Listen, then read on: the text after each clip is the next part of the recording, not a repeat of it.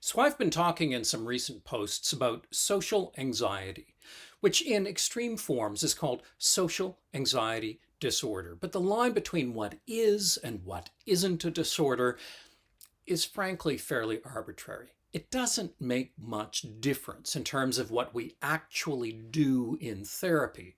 If a person wants to work on their social anxiety, an inch over the line, an inch short of the line, whatever. But essentially, we call it a disorder if the anxiety is severe, if it's having a fairly substantial negative impact on the person's life, if it happens just about every time they face those feared situations, and it's clearly exaggerated. The consequences aren't disastrous, but you're responding as if they are. For more detail, see the post on social anxiety generally. So let's say you go for therapy for this problem. Most therapy for social anxiety has two main approaches: cognitive work and behavioral work. The cognitive work looks at how you're interpreting these situations. Maybe you're inflating the likelihood of doing something hugely humiliating. And probably you're also inflating the impact that it would have if you did. We take the automatic interpretations that people make, bring them out into the light, and take a good close look at them with our rational minds. Then we try to rethink the situations to come up with something a little more realistic and a little less frightening. Take a look at the post on cognitive work with social anxiety for more detail. Today I'm going to talk about the behavioral side, which for my money is more powerful than the cognitive work. In virtually all of the anxiety disorders, there are two big issues: anxiety and avoidance. The anxiety is usually the most distressing part, so people try to damp that down and feel better. But avoiding the anxiety often just makes things worse. The real key is to overcome the avoidance. The more we can do that, the less of a problem we almost always have. Okay, so what do? Well, I've spoken about the concept of exposure therapy elsewhere. The basic idea is to identify what the person is afraid of and then approach that situation in stronger and stronger doses. So if someone is afraid of the water, we might have them stand in a puddle, then a wading pool, then a slightly deeper one, then the shallow end of a regular pool, then an inch deeper, then an inch deeper, then an inch deeper, and so on. And we'll try to get them to stay long enough at each step that the fear fades and the whole thing becomes a bit boring. Boring is good. We love boring. Boring means it's working.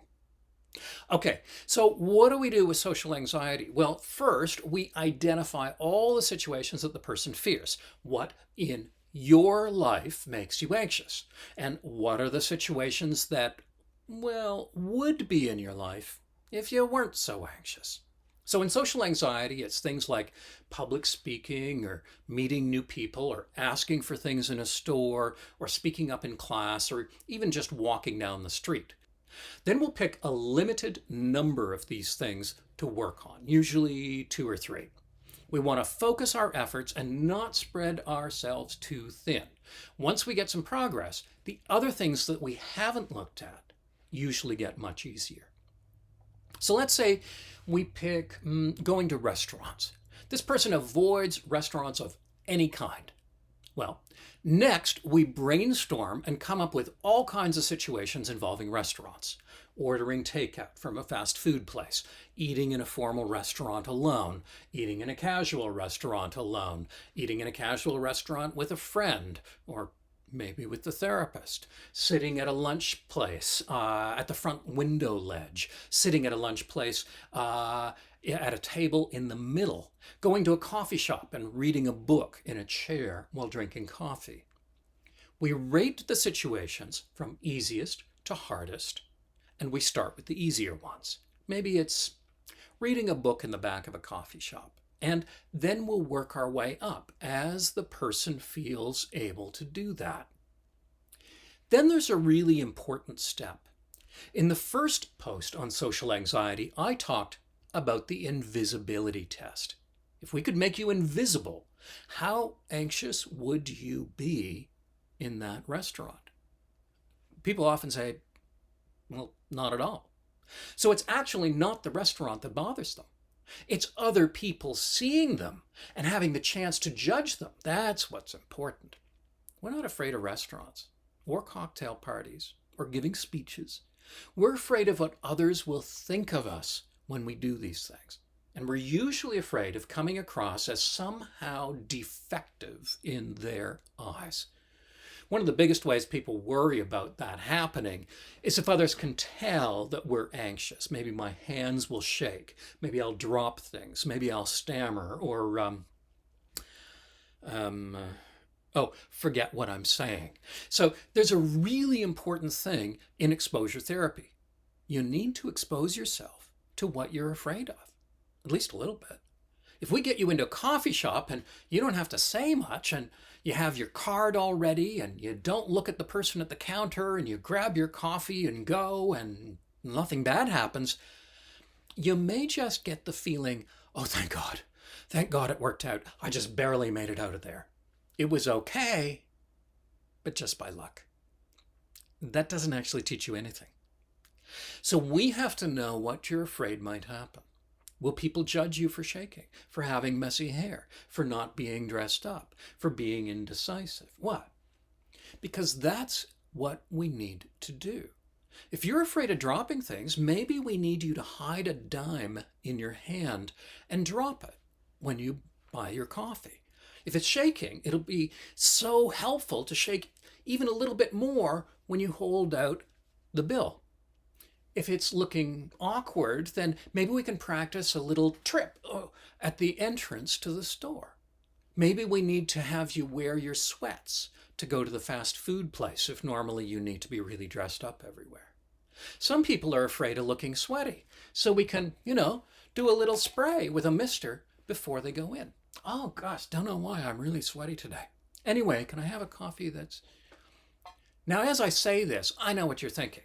No way am I going to do this. So we come up with really mild versions that you can do. Sometimes these are so easy that you really think, that doesn't count. One hair out of place, one crumb on my jeans before I go into the store, drop a dime, but only onto the counter. Vote with the class when they ask for a show of hands. Big deal. You've had way worse stuff happen with no planning at all. But there's a bit of magic in all this.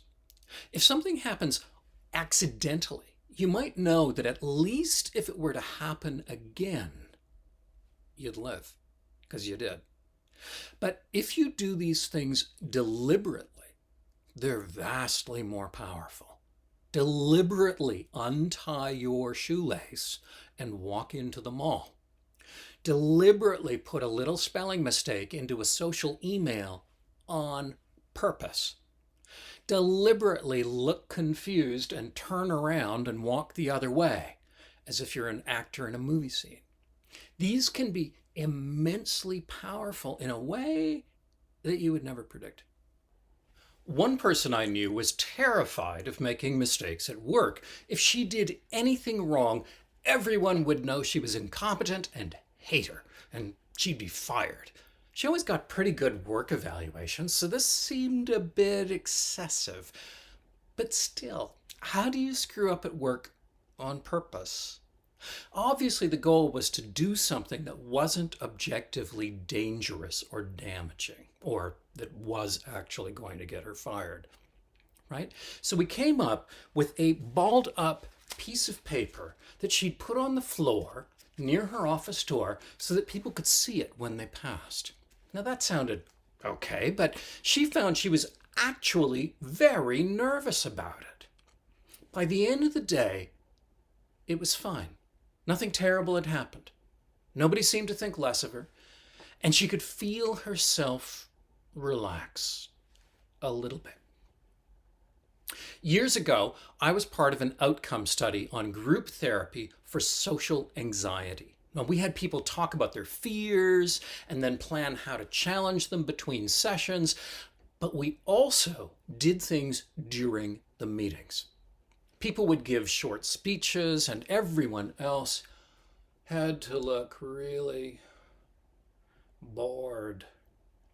We dropped things. We pretended to forget our own names. At break time, we'd go off to the hospital cafeteria, and everyone would do something pre-planned that was a bit awkward.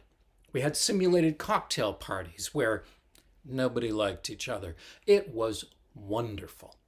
One of the groups, which wasn't led by me, ended up their final session by doing imaginary sword fighting in the parking lot in front of the hospital in full view of everyone, which would have sounded terrifying if they'd thought of it on day one.